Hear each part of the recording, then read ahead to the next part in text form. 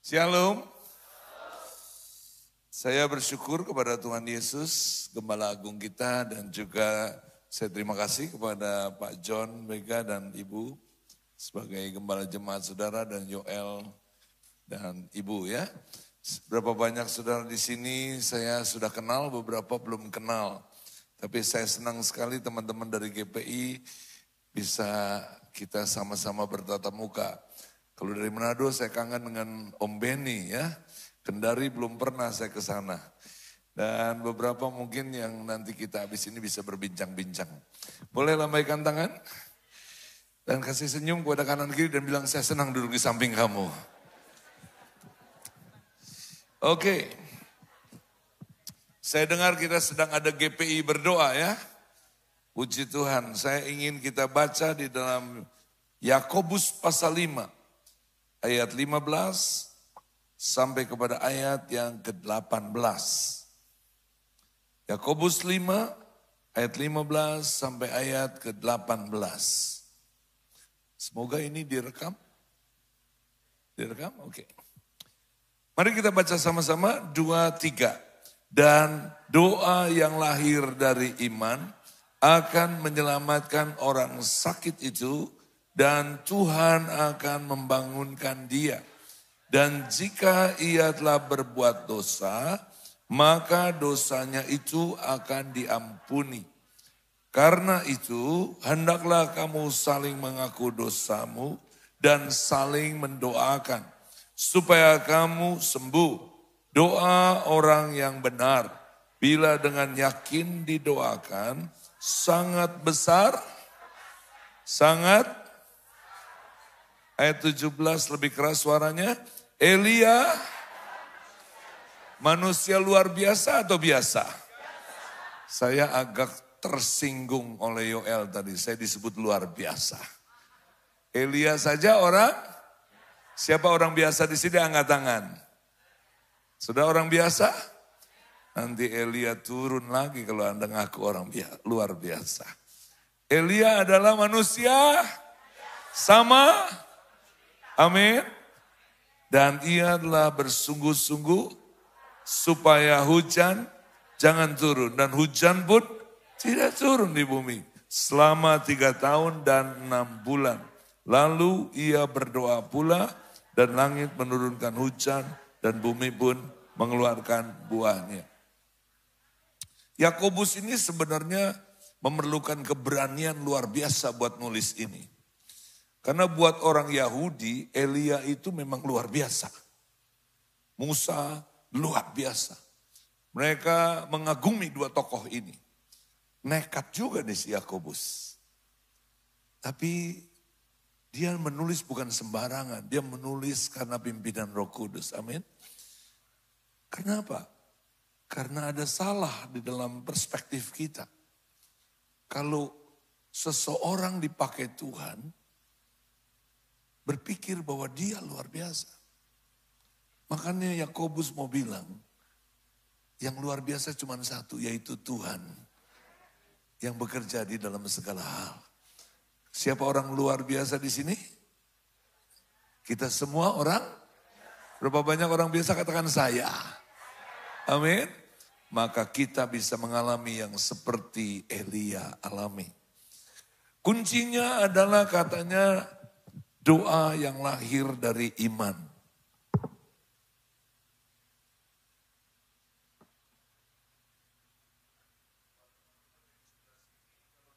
Kelihatan boleh geser ke sini. Oke, makasih Edi. Doa yang apa? Lahir dari iman.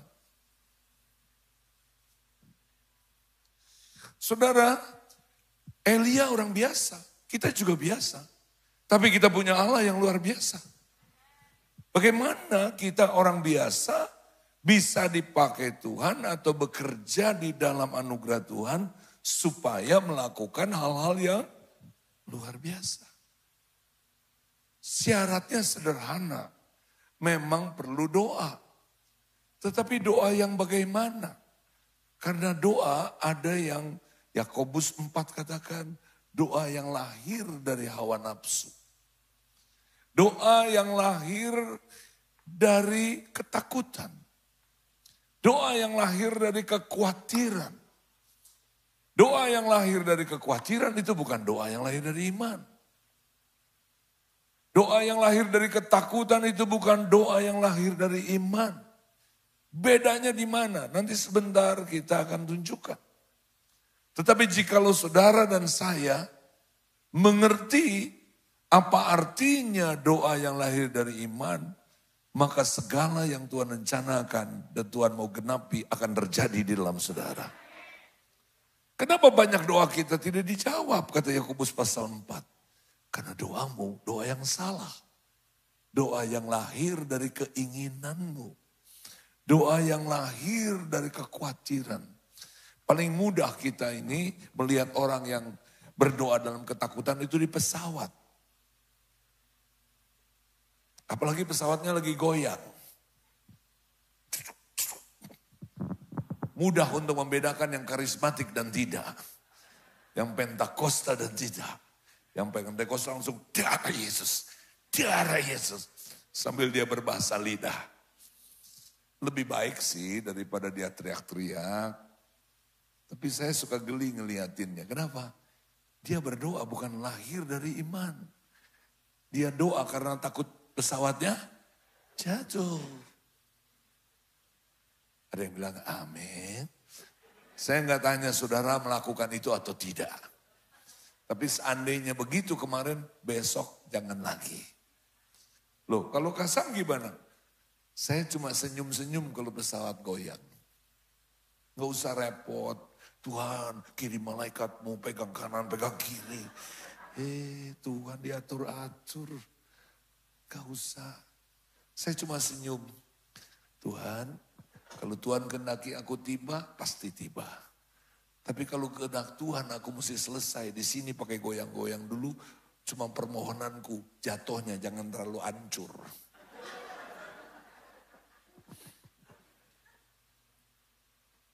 Saudara, orang naik pesawat berdoa. Naik ojek enggak. Saudara kayaknya rohani banget kalau naik pesawat. Naik ojek enggak. Apalagi naik beca. Saya belum pernah lihat orang naik beca berdoa. Kenapa? Kalau becanya jatuh tinggal lompat. Itu doa apa? Doa lahir dari ketakutan. Ada yang bilang amin, saudaraku. Hari ini saya mengatakan hal-hal yang mungkin akan menggoncang saudara. Anda bersedia? Supaya Anda seperti Elia. Saya udah lama memperhatikan firman Tuhan dan bagaimana supaya saya juga bisa menggenapinya. Kita percaya Tuhan luar biasa, tapi kita juga pengen supaya Tuhan yang luar biasa itu melakukan penggenapan-penggenapan rencananya lewat kita. Lalu kita pikir kita mesti jadi orang yang luar biasa. Luar biasa dalam doa, luar biasa dalam puasa, luar biasa dalam ayat Alkitab. Bukan. Sehingga banyak jemaat berkata, wah kalau dia mah doanya macet. Kalau dia mah maknyus. Nah. Doa itu gak perlu yang terlalu hebat. Cukup satu. Doa yang lahir dari iman. Ucapkan sama-sama. Doa yang lahir dari iman. Nah sekarang kita mau bicara tentang iman dulu. Ada sekitar mungkin 4 sesi kalau kita mau bahas semua. Tapi hari ini kita bahas dulu tentang apa itu iman. Saya membutuhkan waktu cukup lama untuk mengerti. Dan baca buku, makin baca makin bingung. Iman itu apa? Karena seringkali saya mendengar khotbah-khotbah berkata, imani saja. Imani saja. Bahkan kamu pengen mobil, imani saja. Mobil tetanggamu kamu. Afirmasi. Ngawur saudara. Ya, tapi saya dulu pernah ngawur itu. Nah, sampai kemudian Tuhan mengajar iman itu apa. Mau belajar? Ibrani 11 ayat yang pertama. 1 ayat aja. Silakan, tolong ditampilkan. Ibrani 11 ayat yang pertama. Kita baca sama-sama. 2, 3. Iman adalah dasar dari segala sesuatu yang kita harapkan dan bukti dari segala sesuatu yang tidak kita lihat. Jadi ada 2 kata di sini. 1, iman itu adalah dasar. Ucapkan sama-sama. Dan yang kedua, iman adalah bukti. Ucapkan, iman adalah bukti. Ada 2 kata yang hari ini saya ingin Anda bawa pulang dan tidak boleh Anda lupakan. Yang pertama, iman adalah dasar. Yang kedua, iman adalah bukti. Maksudnya apa dari kata dasar ini? Saudara, saya ingin Anda merasa haus. Hari ini Anda haus dan coba Yoel maju ke depan Yoel. Yoel mewakili jemaat yang haus. Tolong Yoel minta minum ke Kasam. Boleh. Saya murah hati. Silakan. Oke. Saya bawa ceret kebetulan. Jadi gimana saya taruhnya? Apakah saya bisa memberi air kalau cuma pakai tangan? Tidak. Dia butuh bawa apa? Bawa gelas. Makasih. Tahukah saudaraku, gelas ini adalah dasar. Kata dasar yang dipakai di Alkitab, 1 artinya wadah. Tempat menaruh sesuatu. Speaker ini ada tiangnya. Tiangnya ini adalah tempat untuk menaruh speaker ini. Keyboard ini ada kakinya. Kaki ini adalah wadah untuk menempatkan keyboard ini. Iman adalah wadah. Taruh tanganmu begini. Iman adalah wadah untuk menerima segala sesuatu yang engkau harapkan. Ayo dong semua tangan yang di atas gini dong. Ucapkan sama-sama. Iman adalah wadah untuk menerima segala sesuatu yang Anda harapkan. Kita boleh mengharapkan apa saja yang dijanjikan di Alkitab. Yang tidak, jangan. Tapi tanggung jawab kita adalah menyediakan wadah. Seringkali kita bilang, Tuhan berikan. Tuhan bilang, aku sudah siap. Tuhan, iya, mana? Udah siap. Lalu Tuhan bilang, mana wadahnya? Saudara, kita seringkali berpikir kita menunggu Tuhan. Kita lupa, jangan-jangan Tuhan sedang menunggu kita. Karena kita belum siap wadahnya. Sampai sini nangkep? Ucapkan sama-sama, iman adalah wadah. Untuk menerima, untuk menampung apapun yang Tuhan janjikan. Dan saya harapkan. Amin. Nah, yang kedua, iman adalah bahan baku.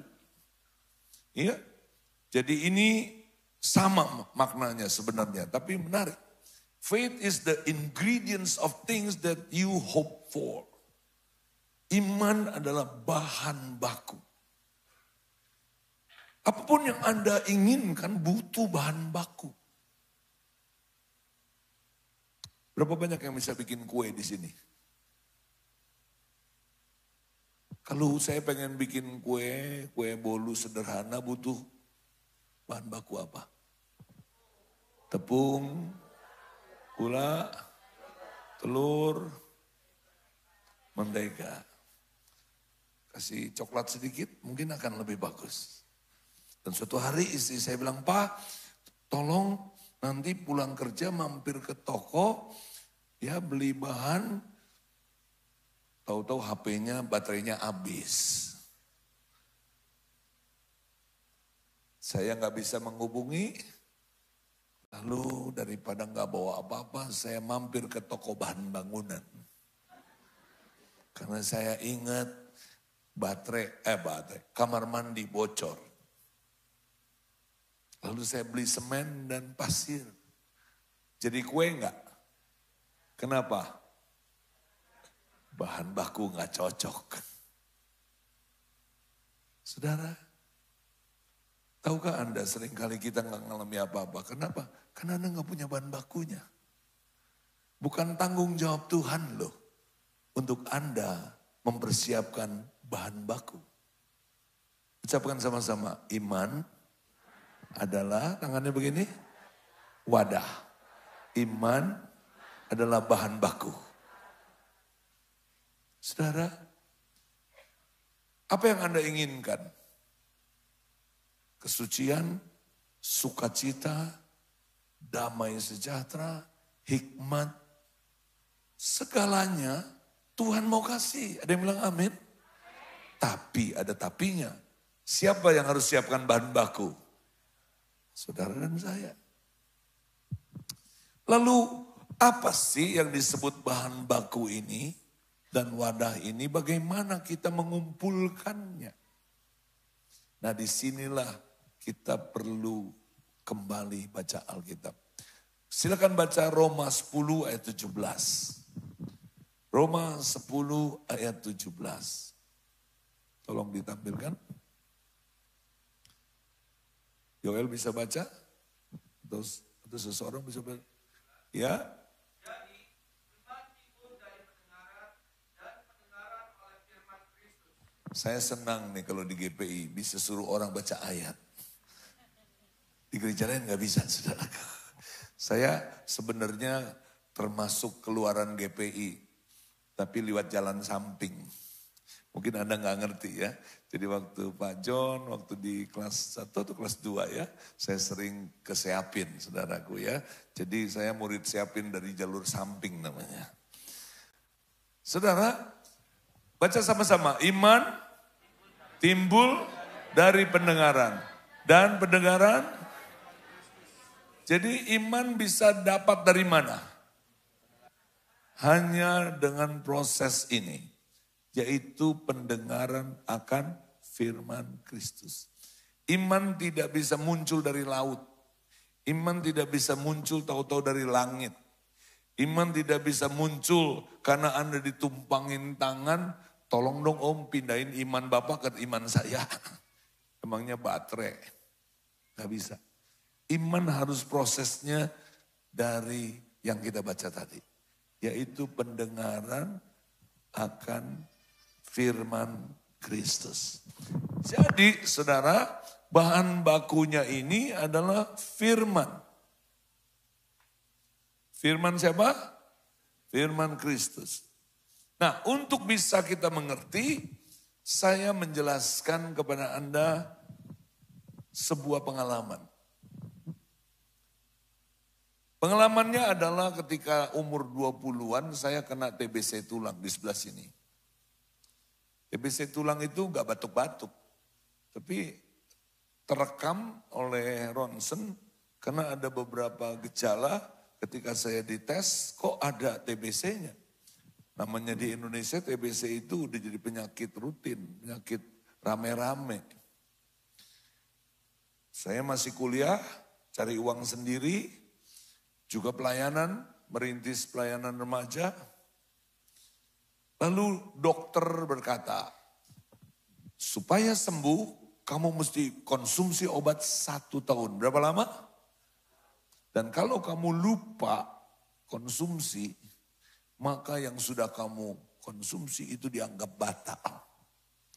Jadi kalau batalnya bulan ke-6, lupanya bulan ke-6, maka yang 6 bulan yang lalu itu dianggap batal.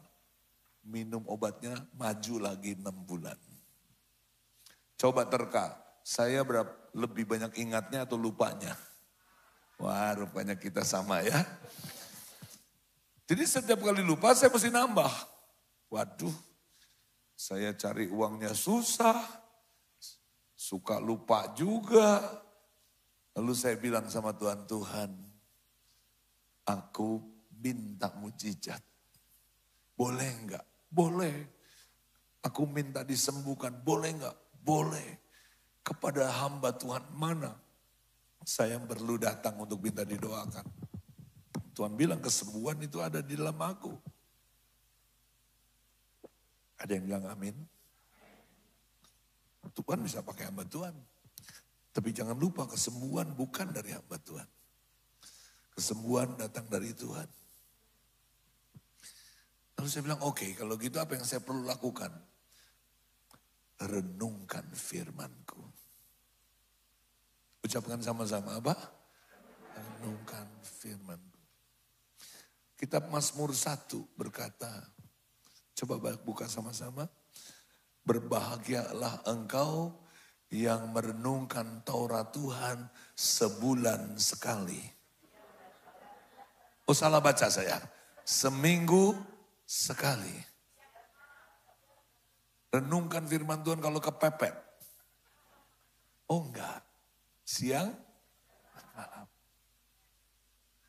Renungkan firman Tuhan. Siang dan malam.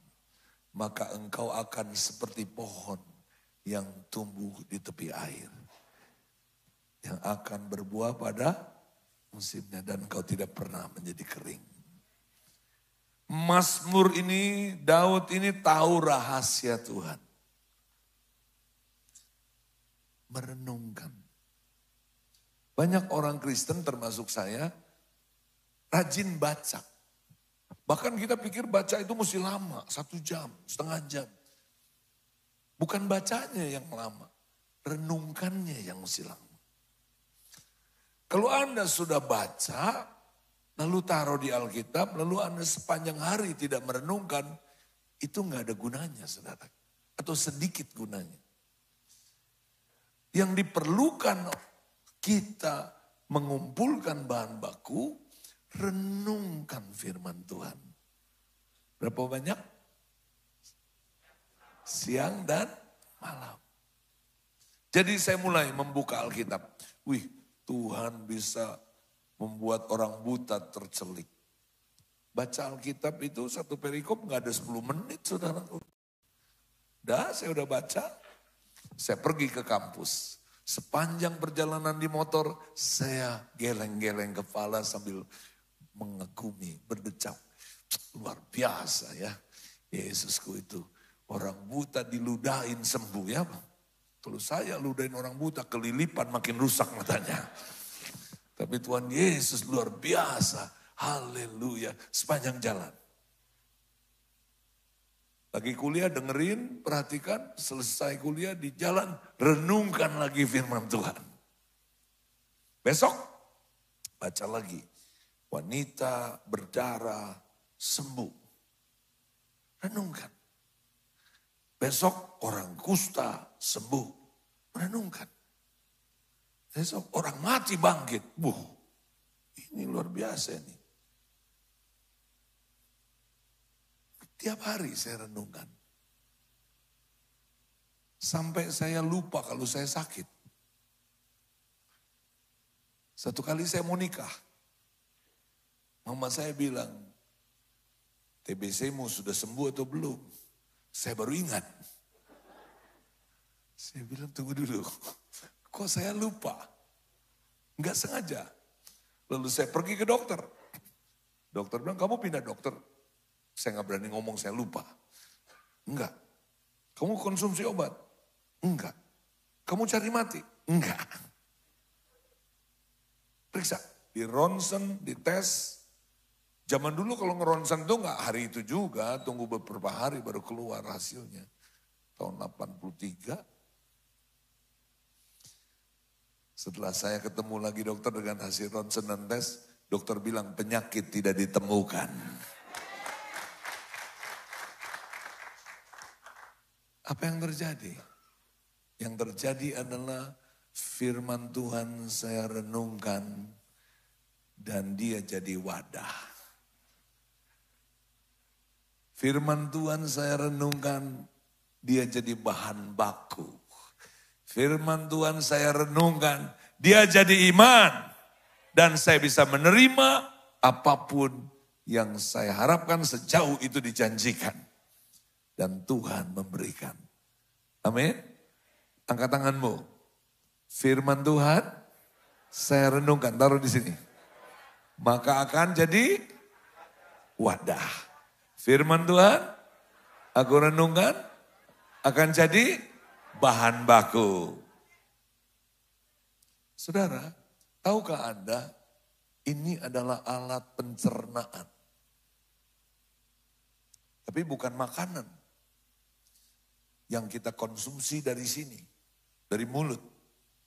Tapi ini adalah pencernaan mental. Kita pindah dulu ke pencernaan bagian makanan. Coba tengok kanan kirimu. Sadarilah di sebelahmu itu terbuat dari ayam, ikan, sapi, babi. Yang doyan kambing ada kambingnya. Ada B1 juga. Anda jangan tersinggung, yes. Ketika kita makan, makanan itu diproses, jadi diri kita. Setuju enggak? Yang dibuang itu ampasnya. Zat-zatnya jadi diri kita kan. Dan Anda enggak tahu taruhnya di mana. Anda enggak bisa bilang ini dari babi ini. Ini dari ikan, enggak bisa. Udah jadi satu dia. Ada yang bilang amin. Ucapkan sama-sama apa yang saya makan menjadi diri saya. Itu mujizat pencernaan. Tapi ada mujizat pencernaan yang lain. Ucapkan sama-sama apa yang saya renungkan. Jadi diri saya. Amin. Yang engkau renungkan. Mertua kapan matinya ini. Yang Anda renungkan kejahatan. Jadilah jahat. Yang Anda renungkan. Aduh krisis ekonomi. Aduh. Jadilah dirimu. Jangan mau ambil firman Tuhan dan renungan firman Tuhan. Supaya firman Tuhan jadi dirimu. Sayangnya kita tidak tahu rahasia ini. Tapi begitu saya tahu tidak terlalu suka untuk menerima yang Tuhan janjikan. Asal disiplin merenungkan sebulan setahun. Berapa banyak kita merenungkan firman? Ada yang bilang amin. Berapa banyak yang mau mulai merenungkan firman Tuhan siang dan bilang sama sebelahmu, siang malam bukan sebulan sekali. Sekali lagi, saya diajar dulu tiap hari baca Alkitab tapi lupa diajarkan merenung siang dan malam. Anda bilang gak sempat Pak baca Alkitab. Oke, sediakan 15 menit cukup, baca. Bacanya gak perlu lama, yang perlu adalah merenungnya.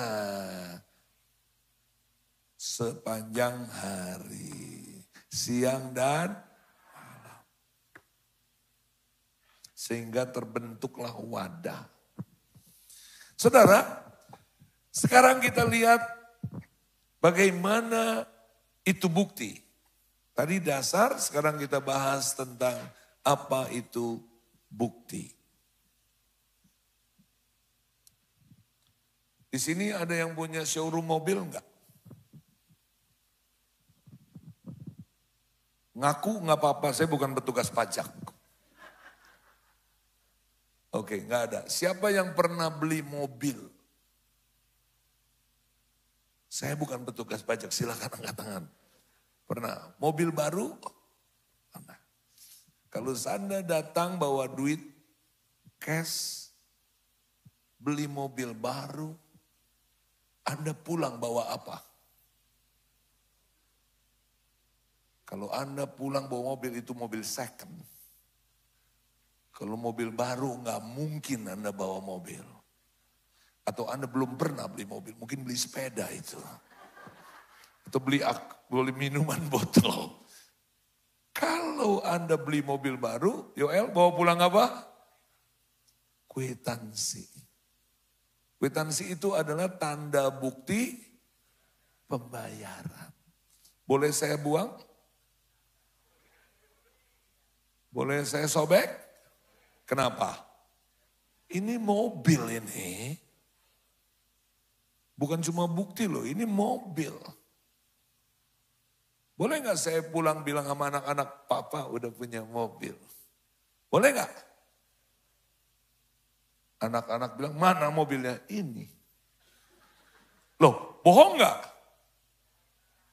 Ini tanda bukti belian telah lunas terbayar sebuah mobil baru. Boleh? Ucapkan sama-sama, iman adalah kwitansi dari segala sesuatu yang belum kamu lihat. Ada yang bilang amin. Boleh saya siapin garasi di rumah? Tetangga tanya, emang udah ada mobilnya? Ada. Kok mobilnya gak pakai roda? Gak penting. Yang penting ada pasti datang gak mobilnya? Pasti. Perlu gelisah tiap hari telepon ke showroom?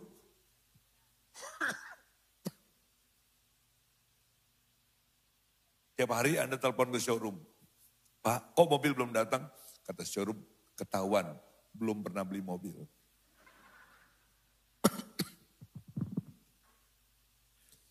Lambat atau cepat mobilmu pasti tiba. Ada yang bilang amin. Nggak usah khawatir. Selama engkau punya kwitansi. Itulah artinya. Air panas. Itulah artinya.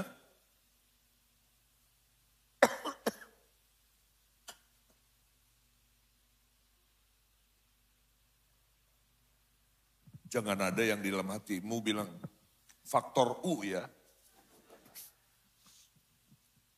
Saudara, ketika kita punya kwitansi, Anda boleh siapin garasi. Anda boleh pamer.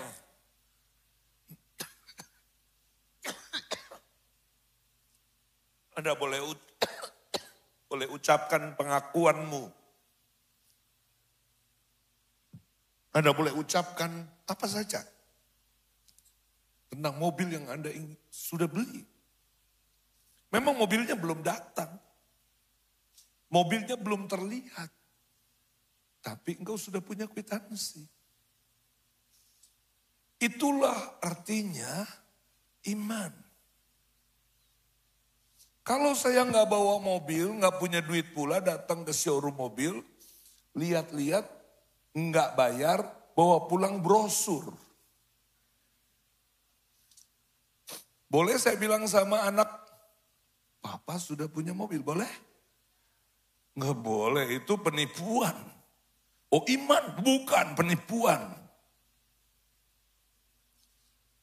Boleh bilang sama tetangga saya punya mobil, Anda diketawain sama tetangga.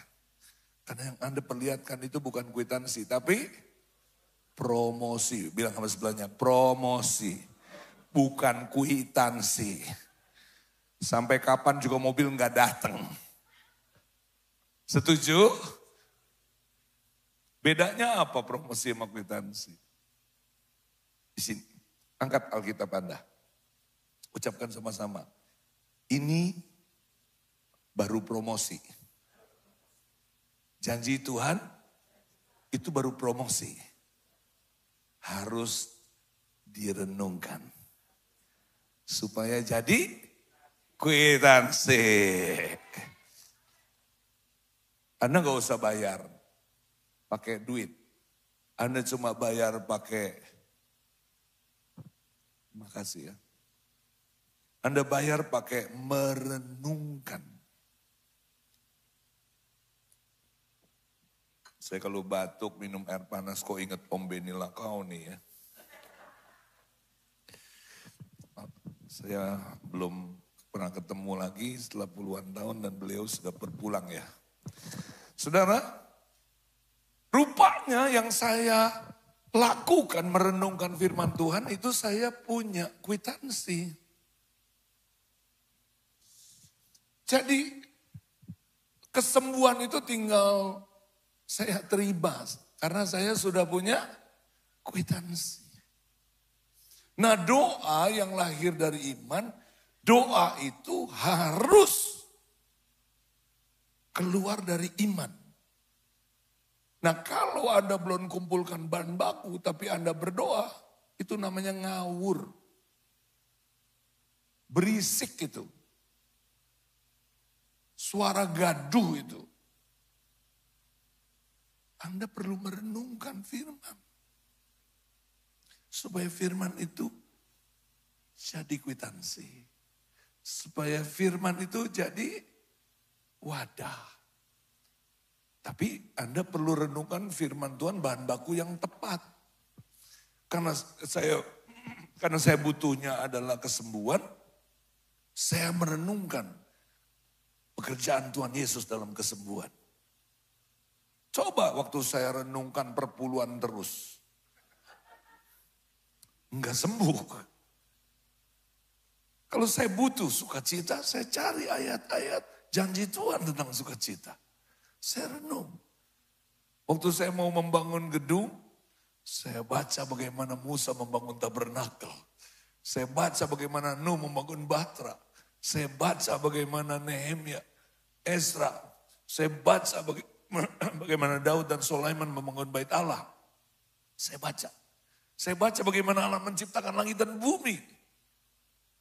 Untuk membuat renungan firman Tuhan ini jadi iman. Supaya jadi kwitansi. Amin. Ketika saya membutuhkan hikmat, saya buka kitab Amsal. Saya baca kitab-kitab sejarah.